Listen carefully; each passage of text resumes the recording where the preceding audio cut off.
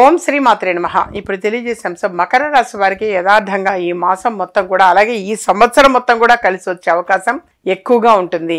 గతంలో కంటే కూడా ఇప్పుడు ఈ సంవత్సరం 2025వ సంవత్సరము అత్యద్భుతంగా కలిసి వస్తుంది. ఈ గతంలో కొంతమందికి ఎవరికైనా సరే కుటుంబ పరంగా ఏవైనా వివాదాలు ఉండి ఉన్నా, దంపతుల మధ్య భార్యాభర్తల మధ్య మనస్పర్ధలు ఉండి ఉన్నా అవన్నీ కూడా ఈ సంవత్సరం ఒక కొలిక్కి వచ్చే అవకాశం ఎక్కువగా ఉంటుంది. ప్రధానంగా ఈ మాసం కూడా మీకు అన్ని సమస్యలకు చక్కని పరిష్కారము అనేది కూడా కలుగుతుంది. అలాగే వీరు ఈ మాసంలో చేయవలసినది ఏంటంటే ఈ మాసంలో 9 రోజుల పాటు ప్రతిరోజు 9 సార్లు నవగ్రహాలకి ప్రదక్షిణాలు చేయండి. అలా 9 రోజులు చేయండి, ప్రతిరోజు 9 సార్లు చేయండి. ఈ విధంగా చేస్తూ ఉంటే అన్ని గ్రహాలు కూడా అనుకూలంగా ఉండి మీకు మేలు జరుగుతాయి. అలాగే చిన్న పరిహారం ఏమిటయ్యా అనంటే నువ్వులు బెల్లము కలిపి కాకులకు ఆహారంగా వేయండి. తప్పనిసరిగా ప్రధానంగా శనివారం నాడు వేయండి. శనివారం నాడు నువ్వులు బెల్లము కలిపి కాకులకు ఆహారంగా వేయండి.